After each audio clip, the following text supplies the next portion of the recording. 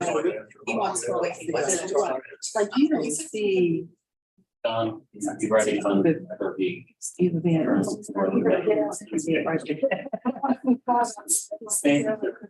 Oh, look, wait, so you can see, we actually got more. So when I moved that there, it might be adjust to bring it fully. No, go. I'm sorry. When I moved that there, the camera might adjust to bring it in. Oh, I see. Gotcha. Are we controlling the camera? Or are we- I had one. Oh, okay, copy. Good evening. Welcome to the regular twice monthly meeting of the Westminster Mayor and Common Council.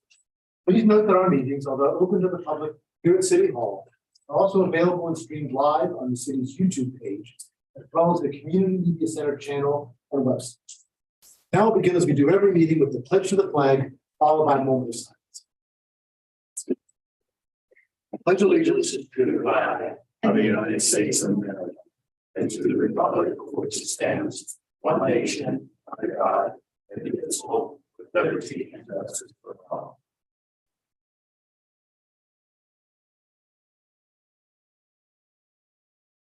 Thank you.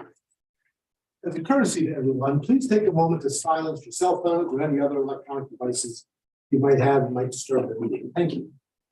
Copies of tonight's agenda and the entire information packet that the council will be using are available online on the city's website, and the hard copies are here in the front of the room for anybody who wants to.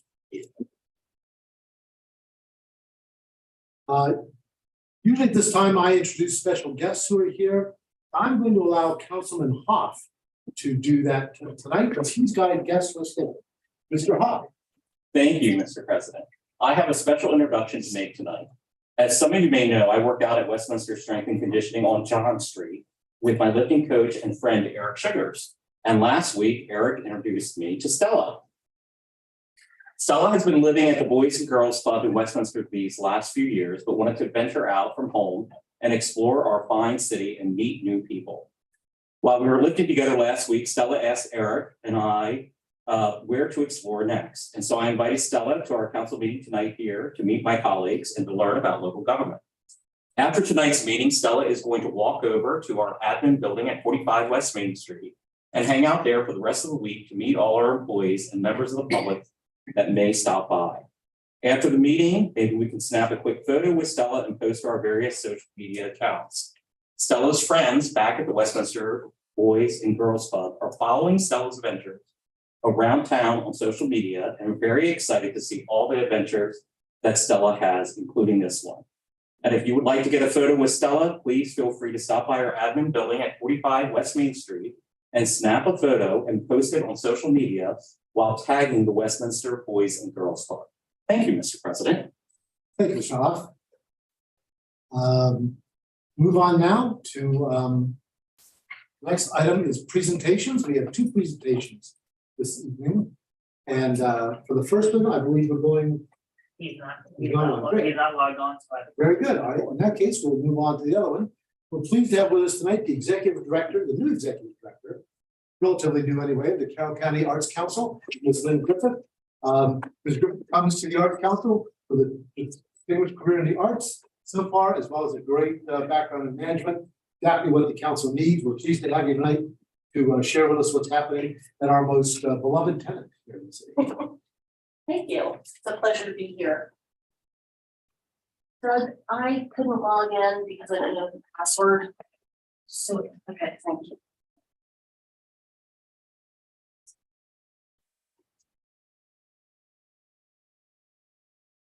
I stand next to Stella. You can. Undersell. So thank you very much for having me here tonight. It's an absolute pleasure. I started at the Carroll County Arts Council at the end of December, and I think that we are gaining some significant momentum. Lots of changes are happening, a lot of exciting new stuff is going on, and much of what we do, if you've been in our theater recently, you will hear me say that nothing that we do at the Carroll Arts Center is possible without the city of Westminster. If it were not for the amazing building that we use, and all of the maintenance and everything that the city provides for us, we would not be able to do most of what we do for Carroll County. Next. So we all know that the arts are an incredible driver of economic viability for cities and towns. And I thought you might be interested in some data for FY21.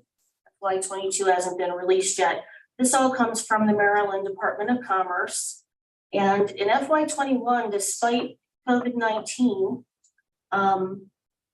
funding through the Maryland State Arts Council created $828.7 million in total economic activity. And I think what's most important about these numbers is that 5.9 million people attended in-person events. And for every $1 spent by a grantee organization like the Carroll Arts Center, it supported an additional $2.20 in economic activity. So when somebody comes to Westminster to see a show, and we had almost 9,000 people in our theater and almost 21,000 people last year at Peep Show, they're spending money around town. Next. Sorry.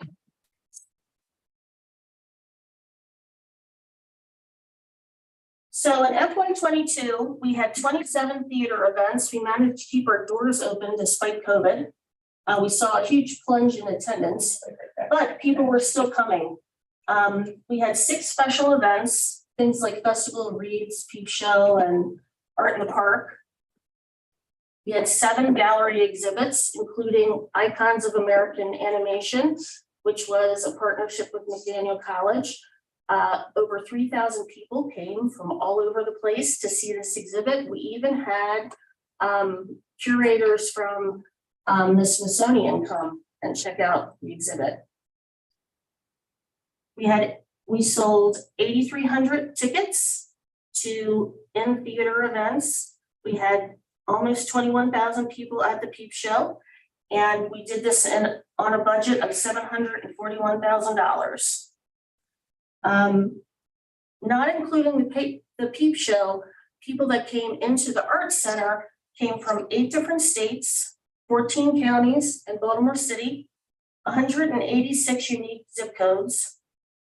We sold 618 individual memberships, and we had 284 individual donations. Next slide, please.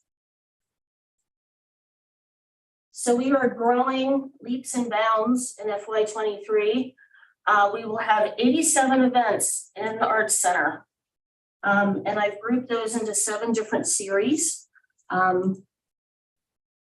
So there's something for everyone. We'll have 11 special events, 10 gallery exhibits, and our budget is growing to almost $1 million. We've partnered with Arts for Learning Maryland, and we're providing a free series to children and families. On days that schools are closed, we'll have the Schools Out Arts In series, which is a diverse selection of performances that are free to everyone. We're also going into the Title I schools in CCPS and providing residencies and arts and culture experiences for the neediest children in the county. We will also be live streaming events with Carroll Media Center, and we've partnered with Common Ground on the Hill to create Common Ground Downtown. That enables us to bring national acts to Westminster that we couldn't afford to bring on our own. But now that we've partnered with Common Ground, which is a treasure, we're able to bring in a lot higher profile performers. And a lot of those acts will be live streamed by Carroll Media. We partnered with the local management board to provide the first Hispanic Heritage Month Events at the Arts Center. We started last week with a film festival, and we end on the 15th of October with a free concert by a nationally known Hispanic folk singer. We also have partnered with McDaniel on the Black American Film Festival, also free to the public. The Boys and Girls Club are providing after-school arts education and magic. Next slide, please. Our funding this year comes from Maryland State Arts Council in the amount of $191,000 for operating costs. The county gives us $40,000, and the city of Westminster, I don't know. It's invaluable, I think. Next slide, please. And here's an overview of some of our new series. The Black American Film Festival, Schools Out, Arts In, Common Ground Downtown, the Brouhaha comedy series kicked off our season this year. We had over 200 people in the theater on our first night on September 2nd. Sunday Classics brings chamber music and classical music back to the Arts Center, and the Leicester Jazz series once a month on Wednesdays with the seniors. So we're expanding what we're offering, and we're seeing all sorts of new faces, people that have never been to the Arts Center before. And we're advertising regionally, bringing in people from Pennsylvania, Frederick County, Baltimore County. The Black American Film Festival has brought in a lot of college students and a lot of people from PG and Montgomery County. So we are attracting a different crowd than we've historically had. And I am extremely excited about what's to come. Does anybody have any questions for me?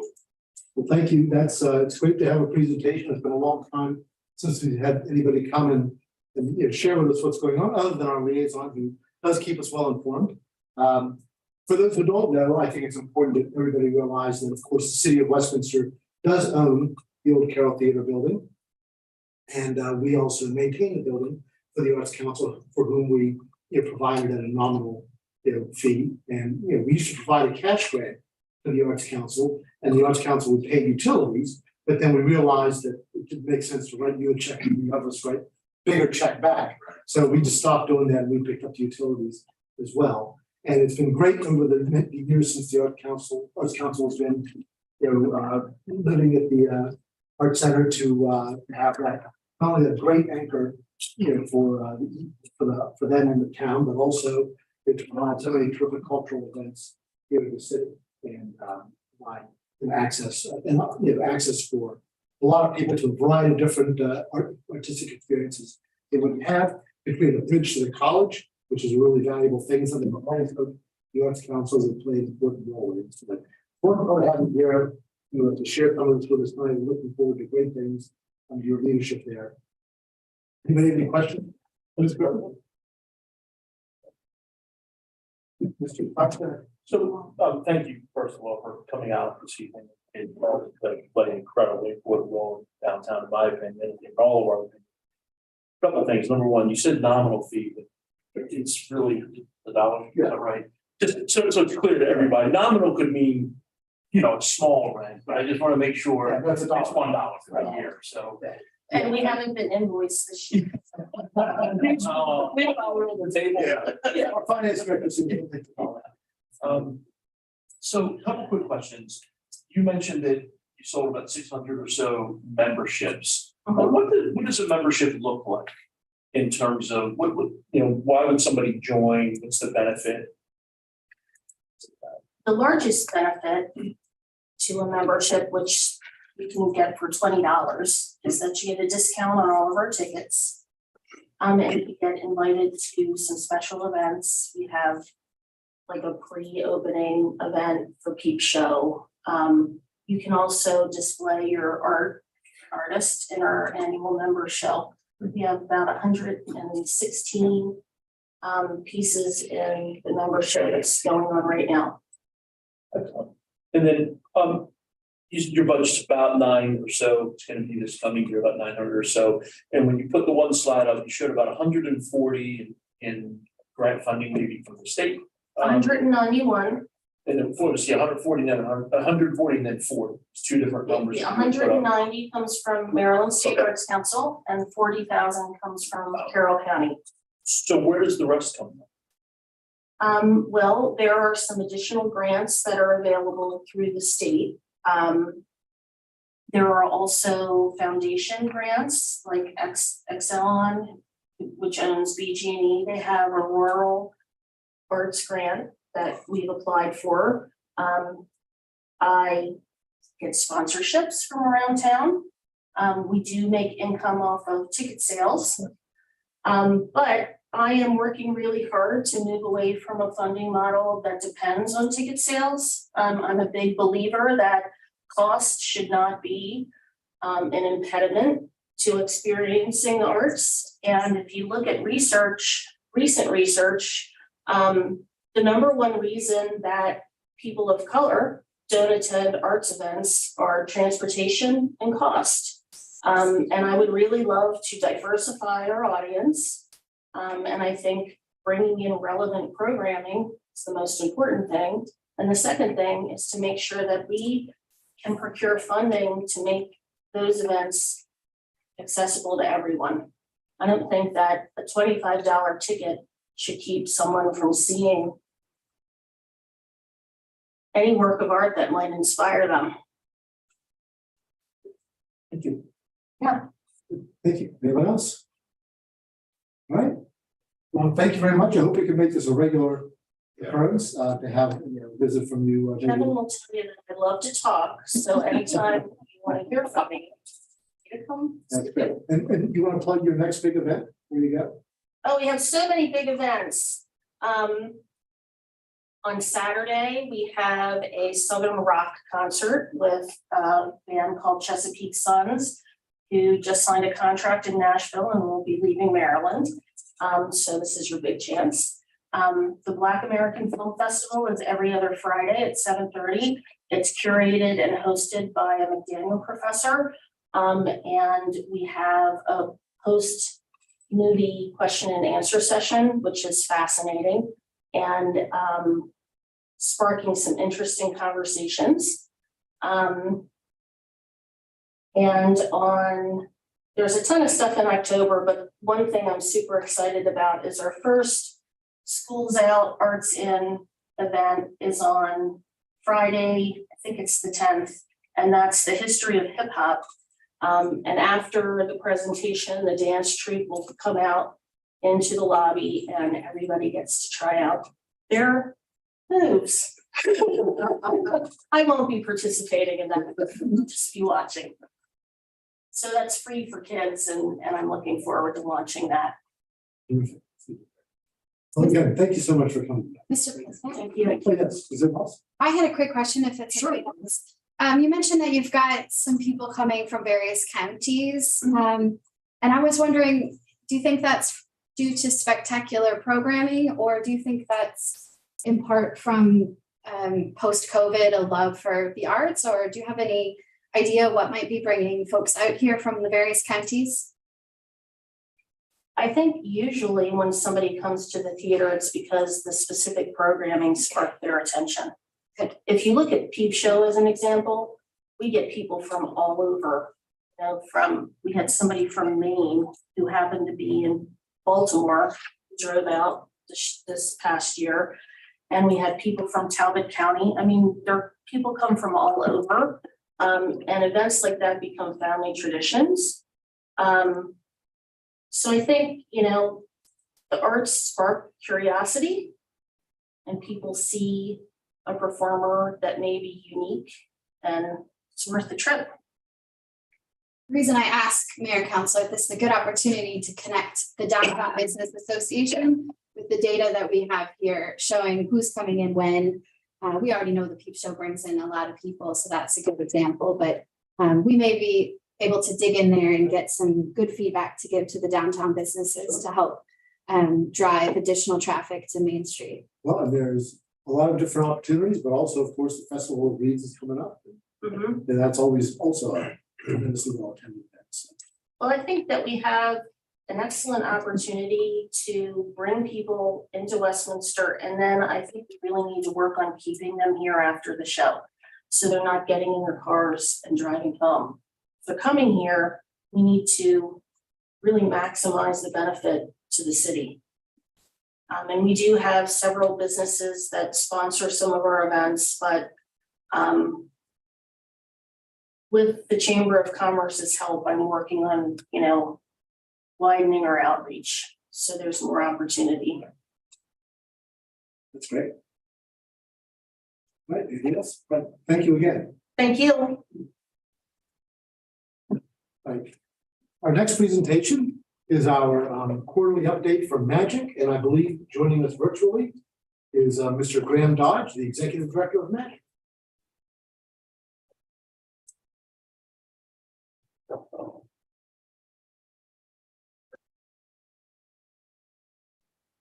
A little bit of.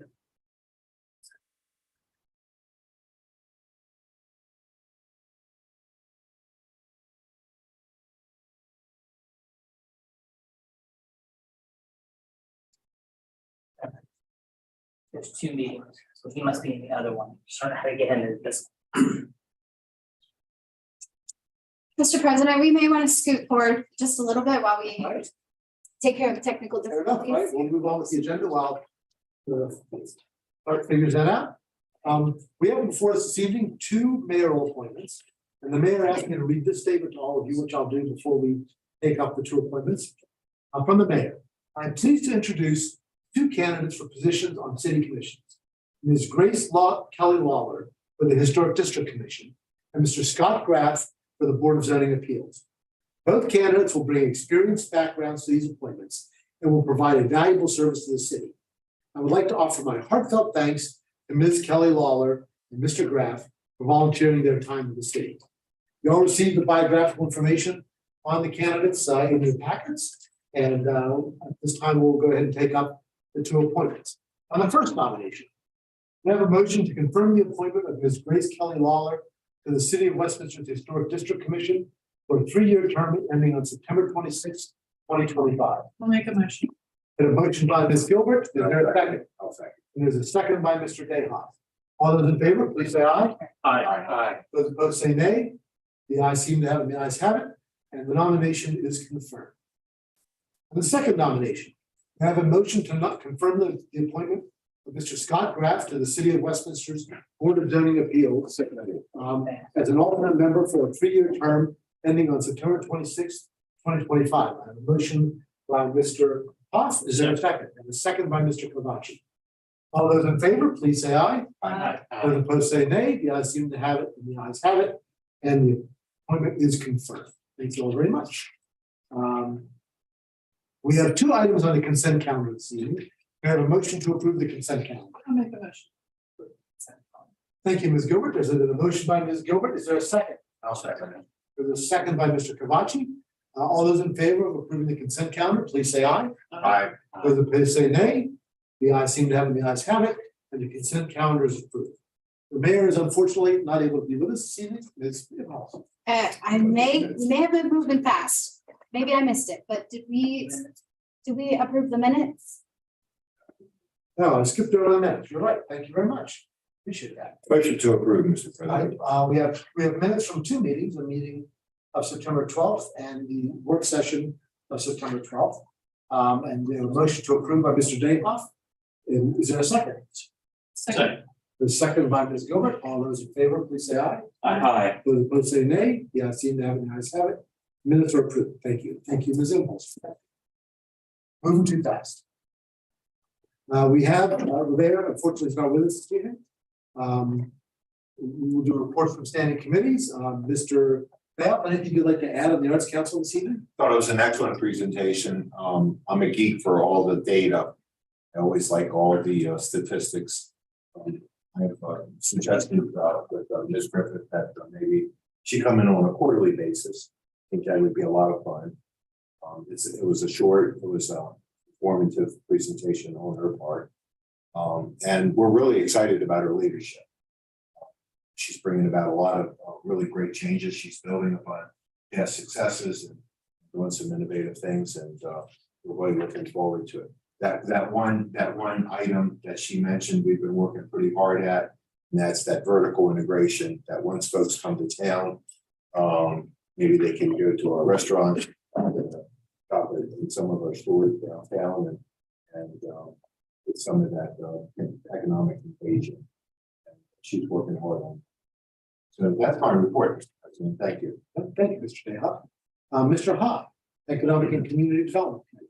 Yes, Mr. President. The only thing I have to report is we have a meeting tomorrow at 3:30 at 45 West Main. All right, thank you. I have nothing for the Finance Committee this evening. Personnel Committee, Ms. Gilbert.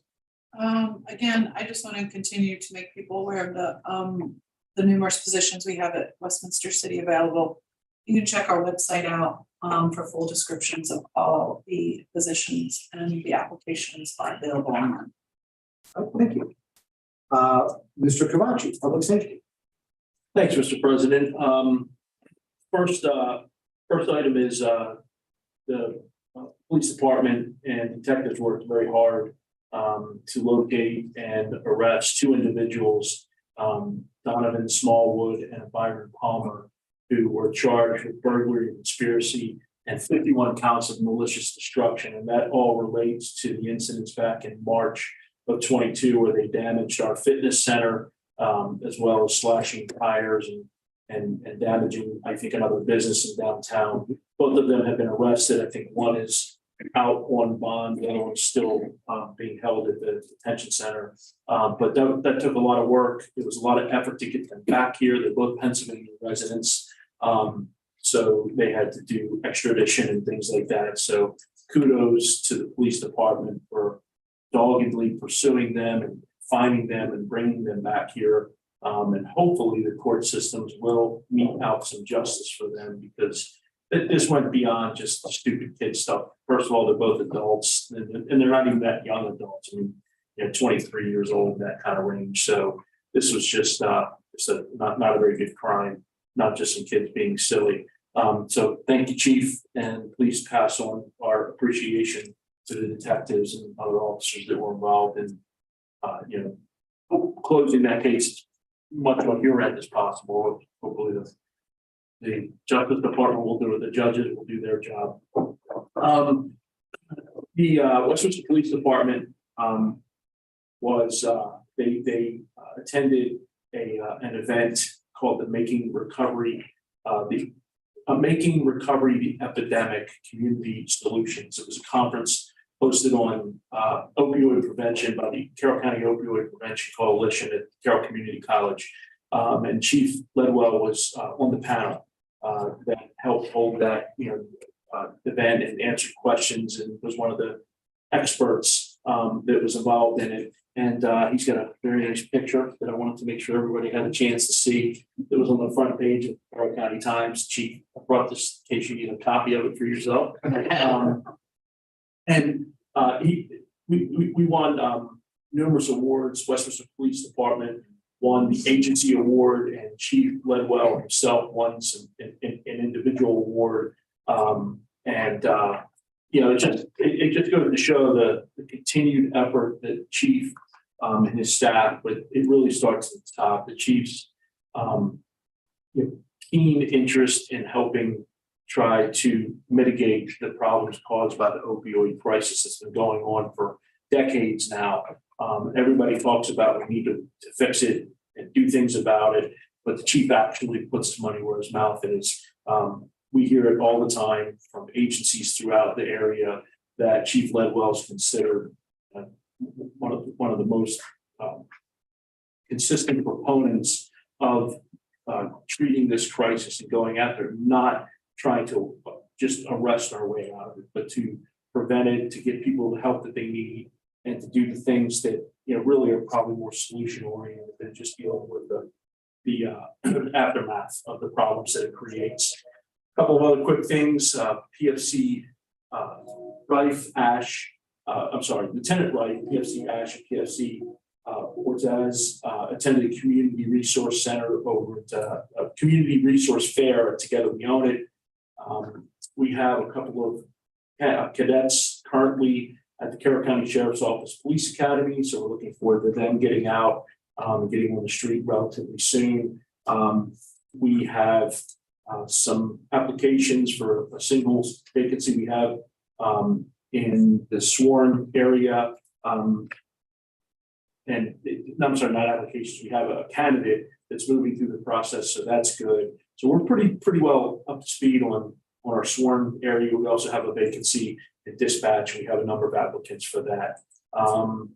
And lastly, during the previous month, WTPD detectives assigned the Carroll County Drug and Firearms Task Force continued to collaborate with the Sheriff's Department, Baltimore County PD Narcotics Unit to successfully arrest a number of drug dealers in the Westminster community, recovering the following evidence: 4 ounces of crack, 18 grams of cocaine, 190 Xanax bars, 5 grams of fentanyl, 5 grams of heroin, a pound of illegal marijuana, 3 handguns possessed by prohibited persons who shouldn't have them, in scales.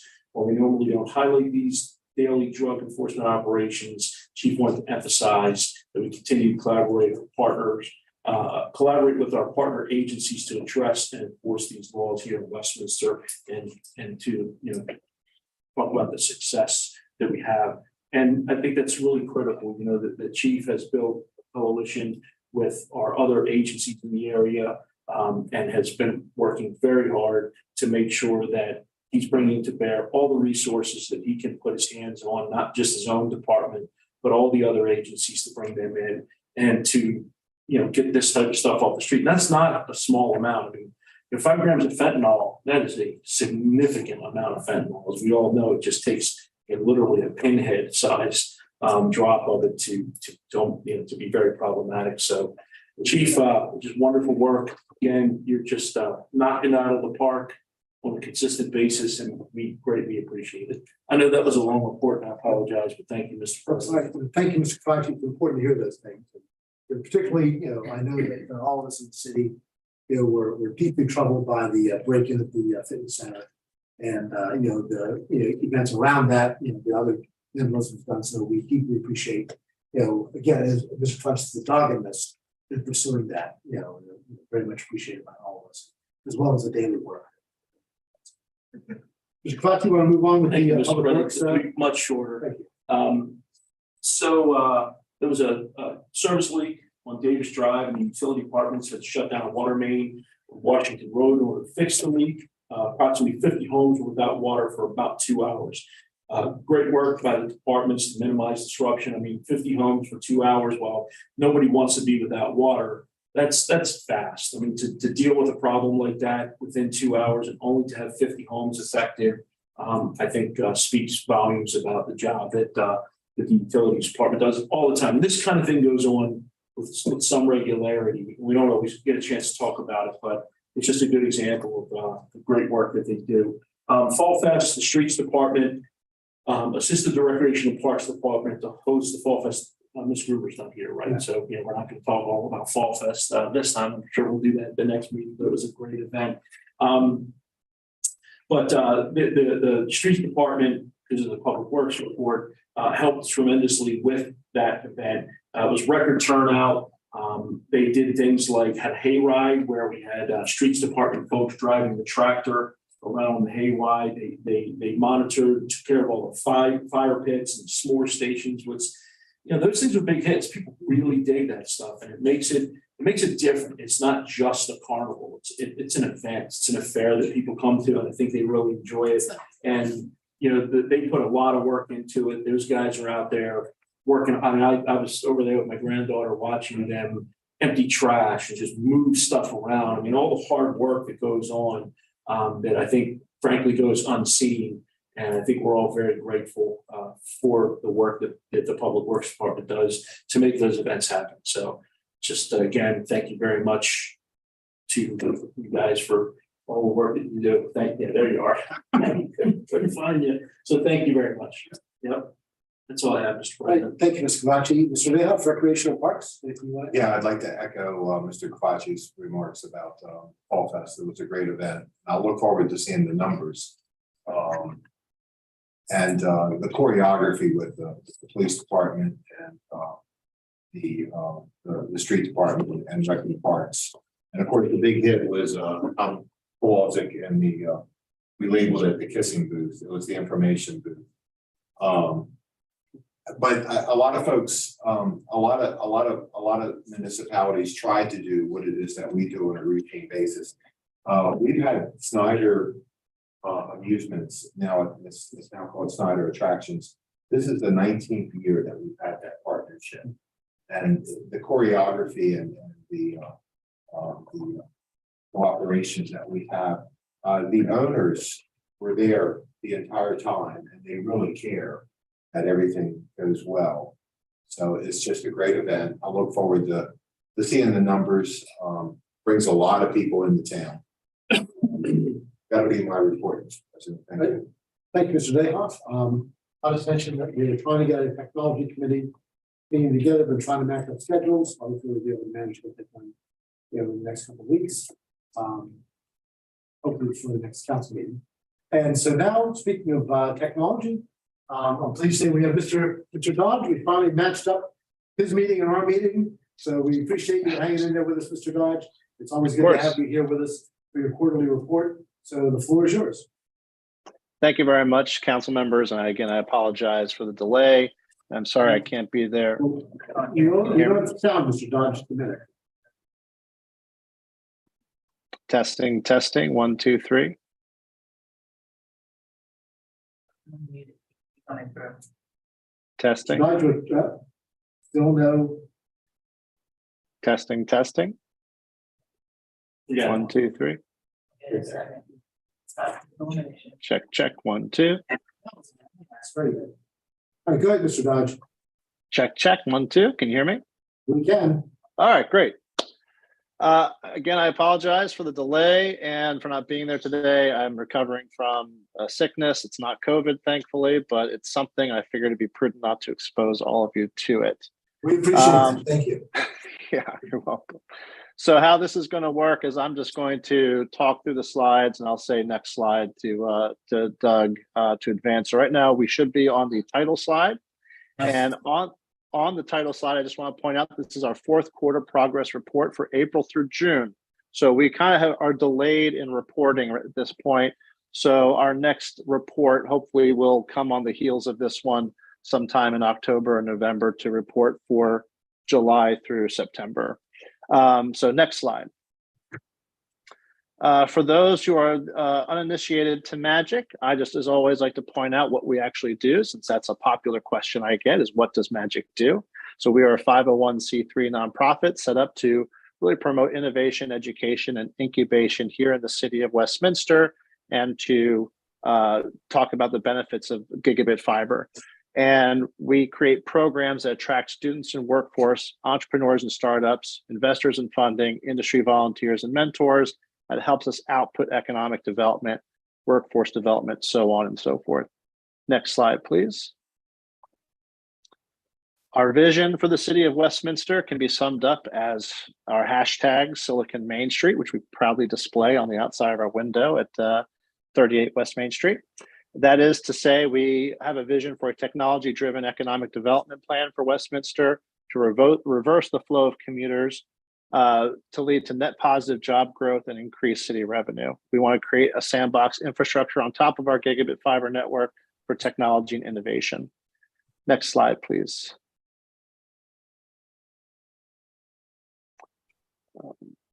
So these are the quarterly KPIs. Again, this is catching us up to the end of June. So Q4 is what we're reporting. And then of course the totals for the year. I'll just sort of run through the totals themselves. Our event sponsor revenue received was $26,600 across about 48 different sponsors.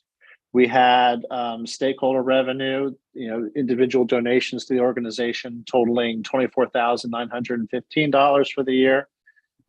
Number of grant applications, well, this past quarter was 1, but in total for the year 11.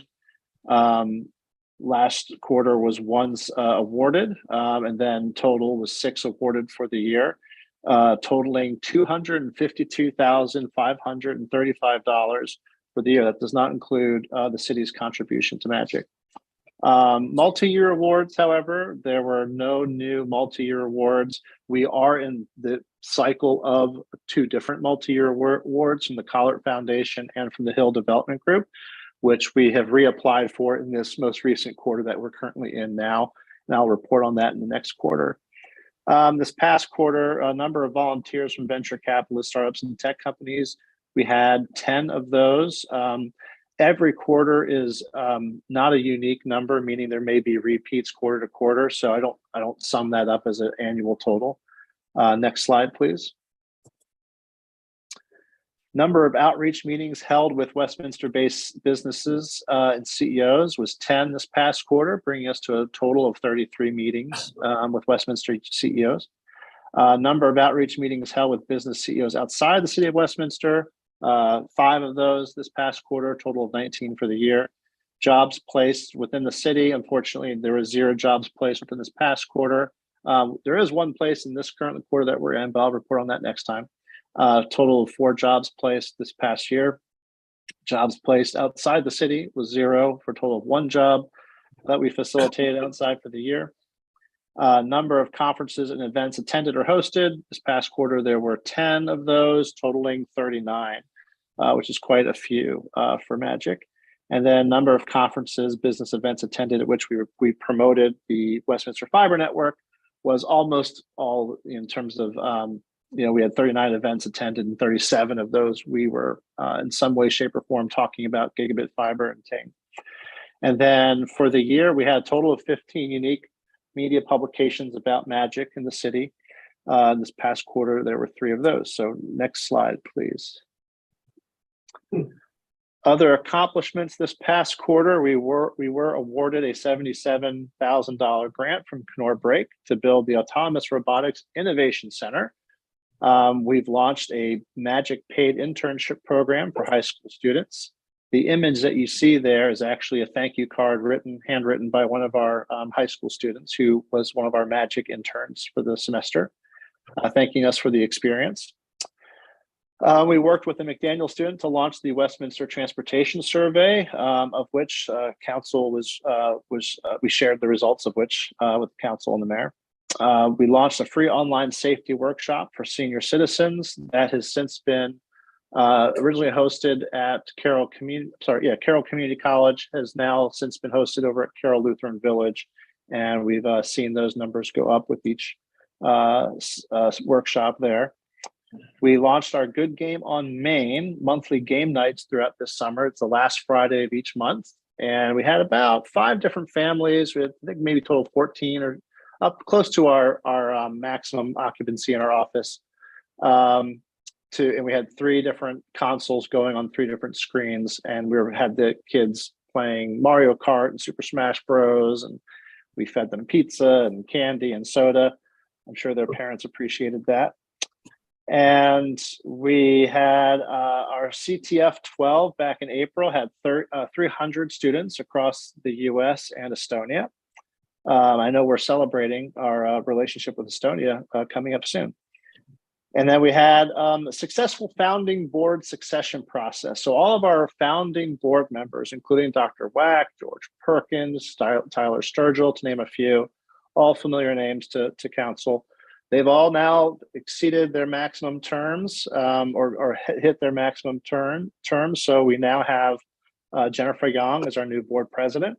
And we have 4 new board members that joined: Gary Bowman from Carroll County Public Libraries, Vicki Mazer from McDaniel College, Vicki Slinkman from Ting, and Dennis Twigg, attorney at law. Next slide, please. And then ahead for next quarter, we will be continuing to do planning and fundraising for the Autonomous Robotics Innovation Center, which we also call ARIC. In addition to the $77,000 that we received from Knorr Brake, we've also received an additional approximately $137,000 in-kind donations from various industry partners. So that's been very exciting to see all the partners come together locally to help support this. Kenora Brake is actually joining our board of directors in this current quarter, and that has actually already happened. So we just elected Lindsay Franey from Kenora Brake to join Magic's board. She occupies our 12th seat. We will have more of the online safety workshops for seniors. This is a program, just to remind the council, that is funded by our grant from the Gula Tech Foundation to support cybersecurity education. And then our Good Game Fest is coming up on November 4th, 5th, and 6th at the Best Western Hotel and Conference Center. So we'll be planning for that and planning 2 more of the Good Game on Main game nights this Friday and then the last Friday of October. And then Lynn mentioned earlier about the upcoming partnership that we have with Carroll Arts Council at the Arts Center to screen a film called The Wizard, starring Fred Savage and Christian Slater, to also promote Good Game Fest. It'll be the night before Good Game Fest begins. It'll be an interactive evening of sort of like a scavenger hunt, watching this the film from 1989 that debuted Super Mario Brothers 3 and the Nintendo Power Glove. And then we wrapped up our Johns Hopkins University PhD internship with the esports market research this past quarter, and we have the results of that, which was shared with council in an earlier meeting late this summer. Next slide. And that concludes the progress report for this fourth quarter. Thank you. Thank you very much, Mr. Dodge. I have a couple of questions. I'm sure some of my colleagues do as well. Could you touch a little bit on some of the conferences or business events that Magic attended, where the fiber network was presented, and just give us a little flavor for some of those? Sure. Well, one of the more popular themes this past fiscal year for us was the Autonomous Corridor project. And so several of those events had to do with me presenting the Autonomous Corridor project concept to various trade organizations, including the American Road and Transportation Builders Association, the Associated Contractors of Pennsylvania, Associated General Contractors of New York State.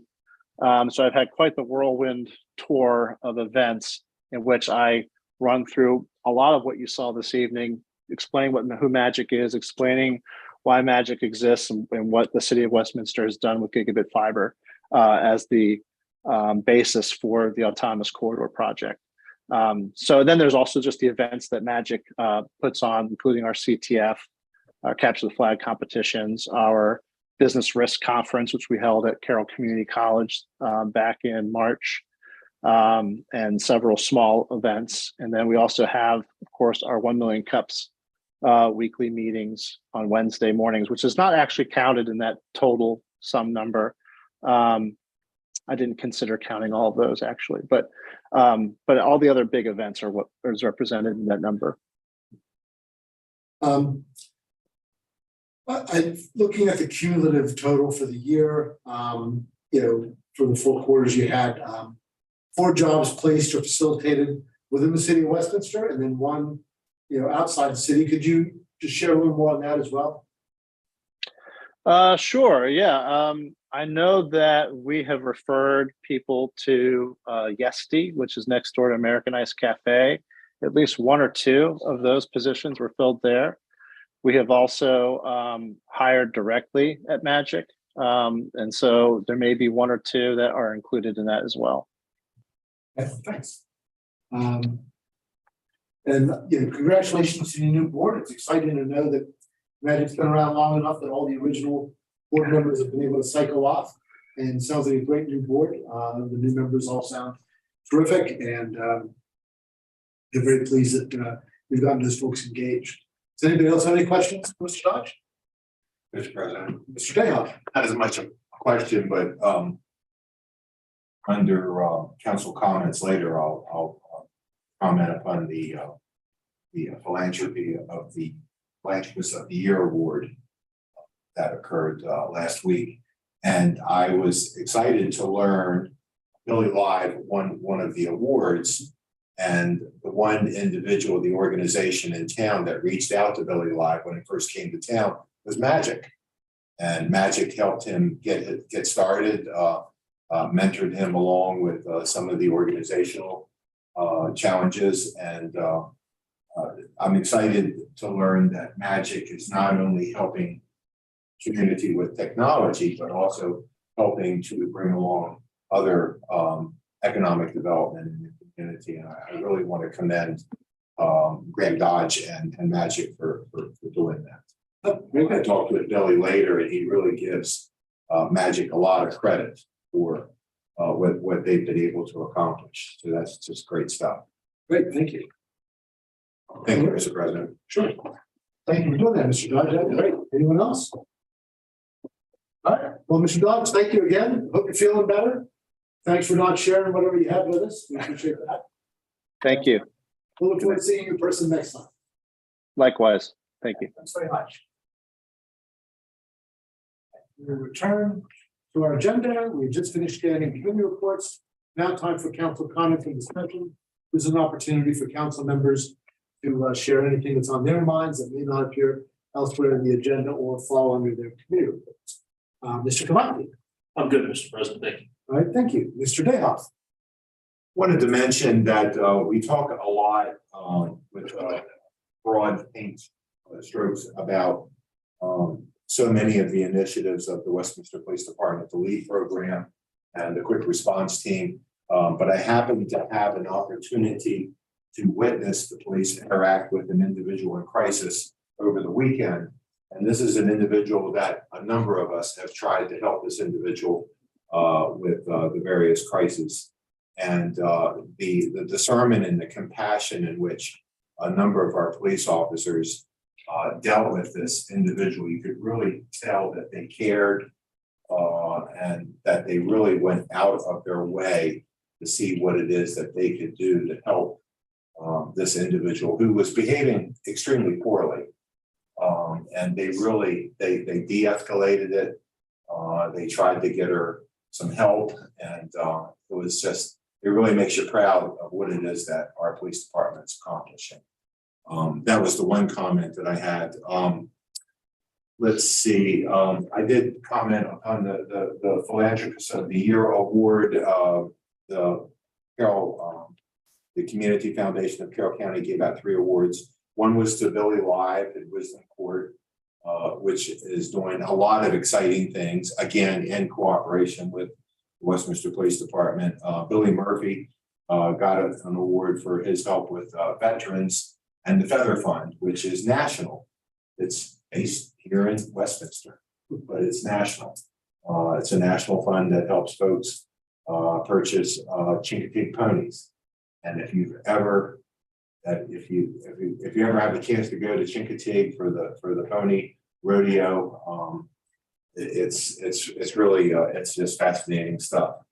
I also, from an organizational point of view, I really appreciated, Mr. President, that we got copies of the biographical sketches of the appointments. We got advanced copies of the presentations, and I really super appreciated that. So thank you for your hard work and making sure that that happens. Staff continues to step up their game. Yeah, I really appreciate it. I think that is everything for me, Mr. President. Thank you. All right, thank you. Ms. Gilbert. I wanted to take some time. I know we said we probably weren't going to talk a lot about Fall Fest, but since we are following the very long weekend, I will mention and congratulate and thank everyone who works for the city of Westminster who also volunteered for the Westminster Fall Fest.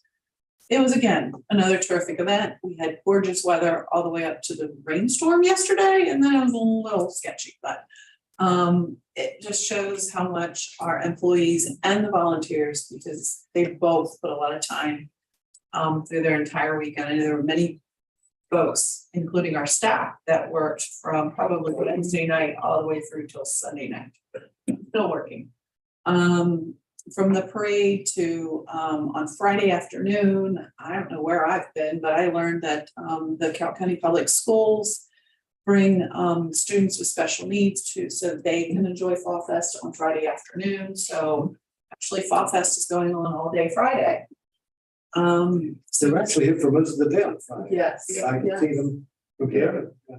Yeah, it's great to see you there. It's a great partnership that allows all those students to take part in Fall Fest that wouldn't normally be able to in the evening when there's thousands and thousands and thousands. So that is a great partnership. And none of it could happen without a wonderful team of employees. So congratulations to everybody on a great event. Councilman Kavachi already talked about the chief and the police department. I did have that on my list about the awards. So I'm not gonna reiterate that because he covered that quite well. It again shows kind of, even though we're a small city, we tend to be quite mighty, I believe. Outside of the city, I was also at the Philanthropist of the Year Awards. That's right. And Councilman Dayhoff did mention the winners, so I'm not gonna reiterate that one either. I think that's it. Right, thank you. And Mr. Hoff. Ms. Gilbert already touched upon it a little bit, but Fall Fest, I just am continually blown away by how awesome our employees and our people do with throwing events.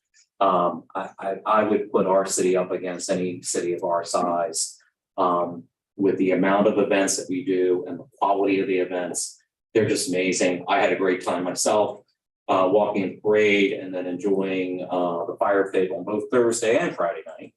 And it's just an amazing event, and I think it's really good for our community, and it really speaks highly of our people, our employees, and just our community, and all the great things, all the great events that we have here. So just continually blown away. And I look forward to my favorite parade is the holiday parade, which will be here soon enough. And that's my favorite one. So anyway, that's it. All right, thank you, Mr. Hoff. I'll just take a moment to add to, in addition to the, I look forward to discussing Fall Fest in greater detail when Ms. Gruber can be with us, but just want to mention that this Friday, the mayor and council will be having a joint virtual meeting with the mayor and city council from Paida, Estonia. We have a sister city relationship with Paida that began at the end of the Cold War as the Baltic republics were tasting their freedom, and it was an effort to help encourage the growth of democracy and civil government in those nations. And so, through the auspices of the Maryland National Guard, who was very active in that effort, doing some work there, we developed a sister city relationship with a town called Paida there. It is the 20th anniversary of our relationship with Paida, and so that's exciting. And it is also Paida's 731st birthday this year. So that's pretty amazing when you think about it. So we're a little older than us, that's right. So it's exciting that we get to celebrate their birthday with them as well as our anniversary. We'll be doing that this Friday morning, bright and early, our time, because of course there's a 7 hours time difference between here and Estonia. So we're looking forward to doing that with a live virtual meeting there on Friday at 8 a.m. So appreciate the members of the council who are able to join us for that. I think it's going to be a nice event, and looking forward to getting to meet the new mayor and new council members there in Paida. And that's all I had on that. Just wanted to make sure that we mentioned that this evening. We have one ordinance this evening. It's introduction of ordinance number 944, amending Chapter 7, Boards and Commissions of the Code of the City of Westminster to repeal Article 4, Westminster Fiber Commission. And I'm going to introduce City Administrator to say something about this, and then I'll pick it up from there. Ms. Imhoff. Thank you, sir. The mayor and common council created the Fiber Commission to provide oversight of the city's fiber project. Mayor and common council have since determined that this oversight is no longer needed. At the request of Mayor Becker and Council President Pecoraro, Ordinance 944 has been drafted for introduction to amend Chapter 7, Boards and Commissions of the Code of the City of Westminster and repeal Article 9, Westminster Fiber Commission. Thank you, sir. Thank you. I just want to mention that we created the Fiber Commission not long ago, and we did that at the encouragement of Mr. Kavachi. I want to thank him for having the foresight to make sure that we didn't lose sight of the fact that we needed to keep keep an eye on, how the fiber project was moving forward in the absence of Dr. Wack, who had been sort of the father of the project and had played a great deal of, really a tremendous role in making it all happen. And losing him from the council, we wanted to make sure that we still maintained the opportunity to have a number of folks from the community be able to share their thinking on how that should happen. What we didn't think about at the time, or what we hadn't planned on, was having as energetic a city administrator as we have. So we haven't missed a step in terms of managing these projects, and we're pleased about that. So the commission became a little bit redundant, and we didn't see the need to take up those folks' time in a formal way, although we still value their occasional advice. And in fact, Dr. Wack is still working closely with us on some other projects. We deeply appreciate. So thanks, I want to thank everybody who was involved with that and the effort that they put into it. But we now bring this ordinance to you all for your consideration. We're going to introduce it tonight and then adopt it hopefully at a future meeting. So we have a motion for introduction. So moved, Mr. President. I've been a motion by Mr. Cavacci. Is there a second? Second. And a second by Ms. Gilbert. Any discussion? All those in favor of introduction, please say aye. Aye. Those opposed say nay. The ayes seem to have, the ayes have it, and the ordinance is properly introduced and will be considered at a future meeting. There's no unfinished business of which I'm aware. Does anybody have any unfinished business to bring before the council? Hearing none, we'll move on to new business. We have two items of new business. The first is the approval of a sole source contract with Hyperion Incorporated for the replacement and installation of new cameras at the Westminster Square parking garage in the amount of $34,795.23. And we'll go to the city administrator for some more information on that. Ms. Imhoff. Thank you, sir. During this year, the technology and streets departments have been in discussions to upgrade the parking garage camera systems. The existing Westminster Square parking garage system is 10 years old and has been subject to many camera failures to the point of needing system overhaul. In fiscal year 21, the city held an RFP process to add cameras to City Park and Locust Lane. Through that process, we chose Verkada camera platform installed by Hyperion Inc. The system has performed efficiently and without complaints for all parties involved. For the replacement of the Westminster Square parking garage camera system, staff recommends continuing the expansion of our Verkada camera platform by partnering with Hyperion Inc. for the installation of hardware at a cost of $34,795.23. The technology department contacted Hyperion Inc. again after working with them during that original project due to the low cost and support they offered during and after project completion. The funds for this project will come from the following: $30,000 from the streets facility, $4,795.23 from the IT computer services. No new funds are needed for this project. All funds are included in the existing fiscal year 23 budget. Staff recommends approval of the replacement of the Westminster Square parking garage camera system from Hyperion Inc. for quoted price $34,795.23. Thank you, Ms. Imhoff. Let's start this correctly. May I have a motion for approval of the sole source contract? So you will approve. I've been a motion by Mr. Dayhoff and a second by Mr. Hoff. Any questions or any discussion on this? Mr. President, Mr. Hoff? this involves, I just have a technical curiosity question. Is the money for this within the capital budget, or is it just a regular budget that it's coming out of? I just wanted to be clear. It is. I think it's, John, is it in part capital and part operating? I do believe. Yeah, so it's the streets facility funds, Councilmember Hoff, are in the capital budget, and the IT funds are in the operating budget under IT. Gotcha. I was just kind of curious. Thank you for clarifying that. Oh, yeah. That's it. Thank you, Mr. Hoff. Anyone else? Okay, hearing no further discussion. You ready for the vote? All those in favor of approving the contract, please say aye. Aye. Those opposed say nay. The ayes seem to have it, the ayes have it, and the contract is approved.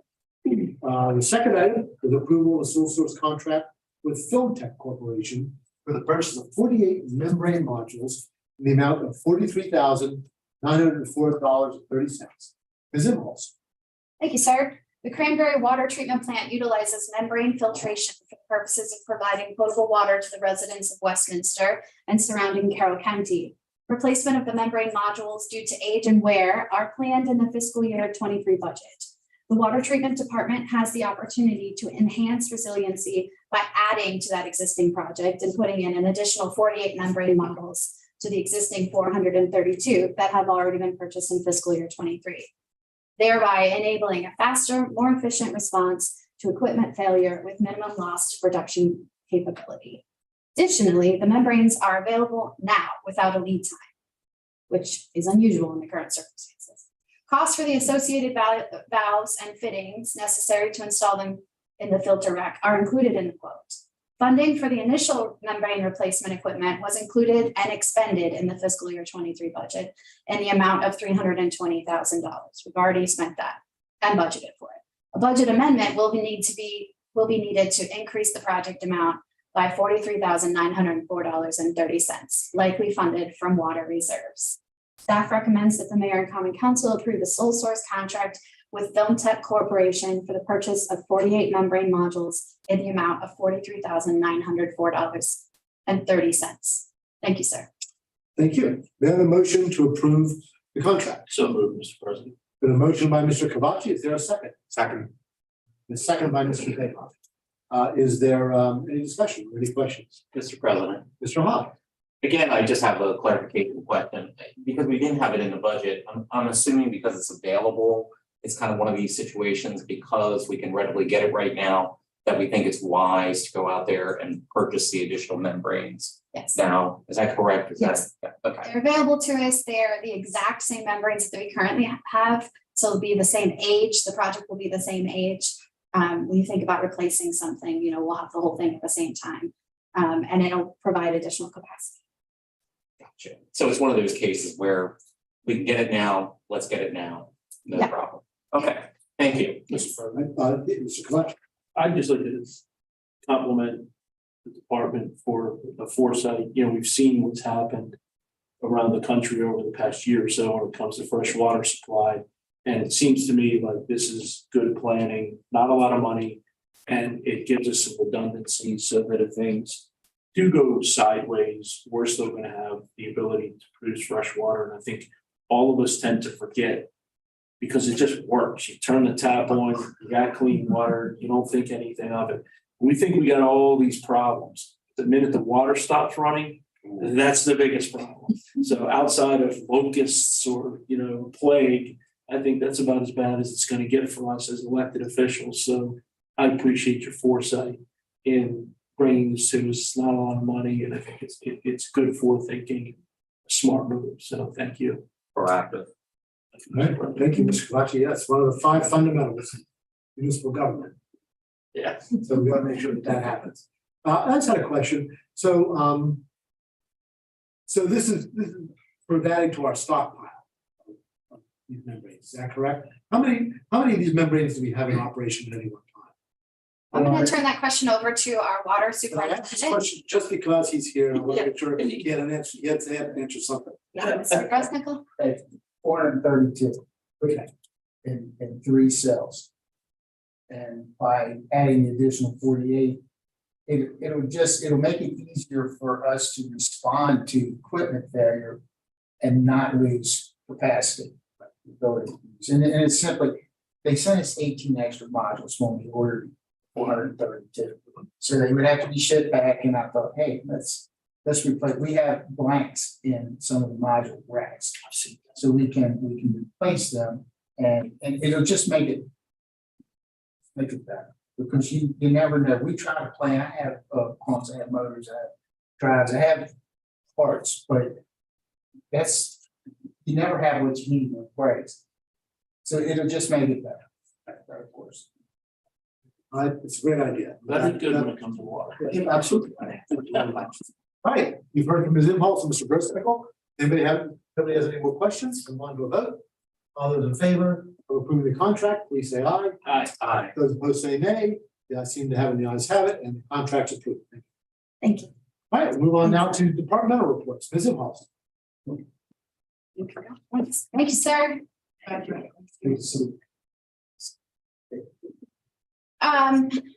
We are as indicated, gonna get into the details of Fall Fest at the next meeting. We've given Ms. Gruber the night off because she hasn't had a night for a while.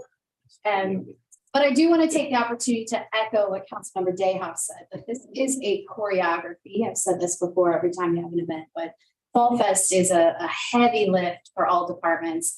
The entire street department is full force out there. We have a large portion of the police department that's involved, and of course, the recreation department shines during this important event. I had a great time. It was so nice to see all of you out there. I had a chance to see a lot of staff. Former staff, a lot of residents. I thought the vendors were amazing. I liked how the fire pits were in a different location this year than last year. Those details matter. We spent a lot of time thinking about the pros and cons of this or that, and how much time it takes to move them, mid Fall Fest. We really had no issues this year, thankfully. We don't say that ahead of time, but now that it's over, we can say we didn't have any real issues. Things went well, and that, Councilmember Dayhoff, you're right, choreography. So to all the staff that are listening, I just want to thank you wholeheartedly for a job well done, really a job well done. All right, let's go around the room. We'll start with the planning department. Mr. Depot? Thank you. Just an update. We have approximately 83 people registered for the Urban and Community Forestry Workshop. Just that registration closes Friday, September 30th. So if you're still interested, please contact us. That also includes about 10 McDaniel students attending the session as well. The farmers market is open Saturdays through November 19th from 8 a.m. to 1 p.m. And the holiday market will open November 26th, and applications are available for that. And that completes my report. Any questions for the planning department? Mr. President. We take for granted the forestry workshop, but that is also a mid-Atlantic region conference that is extremely popular, extremely informative. It brings folks from all over the mid-Atlantic region. I'm really happy that did we have it last year? No, we did not. Yeah, I didn't think so. Did we have it the year before? I believe so. I believe we did. Yeah, well, I'm really happy to see that come back. And it's really, for those who do not know, I made a living raising nursery stock and plants when I farmed. It's always a great conference. I always really appreciate it. Unfortunately, this year, I think it's at the same time as the MML conference. So I won't be able to make it. But I've always enjoyed going. Sorry about that. Well, it's all good. Thank you, Mr. President. Thank you, Ms. Evans. Okay, while there is not a recreation director here, I would like to remind everyone that Oyster Stroll is on Saturday, October 8th. So come out to that because Fall Fest was pretty fun, so I'm sure this will be as well. We do not have the HR director here today. She is off. Does anyone have any HR or rec questions? Hearing none, we will move on to finance. Thank you, Ms. Impulse. I do not have a report this evening. Any questions for the finance director? Hearing none, we'll move on to public works. No report to give. Okay. We've been focused on Fall Fest, so we've got little to no reports. Any questions for public works department? Hearing none, we'll move on to the housing department. Mr. Brown? I have nothing to report at this time. Right. We will move on to our award-winning police chief. Mr. Ledwell? I'm sorry to spoil the no report. So a couple things to add on to what Councilman Kawachi was talking about earlier. After I sent the talking points, PFC Corey Ty conducted a routine traffic stop on Route 140 for a gentleman who was talking on a cell phone while driving and recovered a significant quantity of drugs and other stuff that were indicative of dealing. So that was a good job on his part. He was also pending the same thing for the same crime in Hartford County, getting ready to go trial on it. So two laws that went into effect that I wanted to touch on briefly. One already went into effect on July the 1st. It has to do with a synthetic cannabinoid that is sold at some of the local gas stations and shops. And the law is preventing the sale of that particular synthetic cannabinoid to people under 21. So of course, the sale of tobacco products is prohibited, and they expanded that. Some of these products are, it looks like, marketed to young people in the form of like candy necklaces and other packaging materials that make it look like it's almost like for children.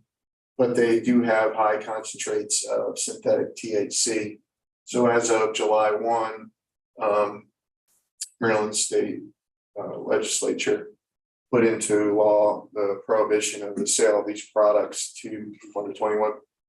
And the health department approached me. They were doing an educational piece and went into a couple of local shops and found that they were selling it to people who were under 21, were not aware of the law. So I approached the state's attorney and asked him to comprise a letter for me, basically putting the shops on notice that, you know, here's the law and you can't do what we do. That down the road, we might choose to do some compliance checks, but wanted to make you aware of that. And the second one is a law that's going to go into effect here next week on October the 1st. It's a change in the rules surrounding law enforcement ability to interview a juvenile. The new law requires us to find them counsel prior to doing an interview, as well as to have parental notification, whereas before neither of those things were required. So what this means is that we would essentially have to locate an attorney for the juvenile prior to doing any interview. The Maryland Public Defender's Office has come up with a contact resource that was provided to us through the state's attorney's office, that we can contact the public defender's office for this purpose. But it's going to be we have tried to notify parents, of course, before interviewing a juvenile, but sometimes it's not always the best course of action, depending on the investigation of the charges. But now we're required as of October 1st to do that, and to also put the juvenile person in contact with an attorney prior to doing it. So just wanted to make you aware of those two things. That's all I have. Any questions for the police department? Yep. Okay, Councilmember Dayhoff, do you have a fire report? We have an open house coming up. We do it at the same time as the oyster draw. It works, it's a very symbiotic relationship. It works extremely well. So there will be an open house for the Westminster Fire Department on October the 8th at the same time as the stroll. And I guess I should mention that the first responder community, police and the fire community, is extremely sad at the tragic death of Kathy Dinnerman. Kathy Dinnerman was the wife of Mitch Dinnerman. Mitch Dinnerman is a retired Maryland State Police officer. I have worked with him on a number of incidents over the years. We have all worked with him. He's retired, but he came back as a civilian investigator with the Maryland State Police on traffic fatalities and serious investigations. And it was very sad that we lost his wife to a tragic traffic accident up in 2010. That's all my report. Thank you, Ms. Impulse. Thank you, Mr. President. Mr. President, the only other item is a housekeeping item that you may want to bring up about the October 10th council meeting. Which I will do when I conclude the meeting. Excellent. That concludes the departmental reports. All right, thank you very much. Final item on our agenda is citizen comments, when we invite the public to address the mayor and council on any issues pertaining to tonight's agenda or any other city issues. For citizens not attending the public meeting, we invite you to send us your comments or concerns via email at comments@westminstermv.gov. All comments received by email will be shared with the mayor and council.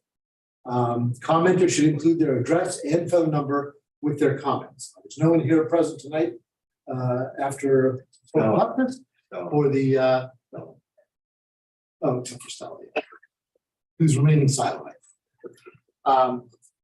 So with that, we will we'll conclude this as the comments.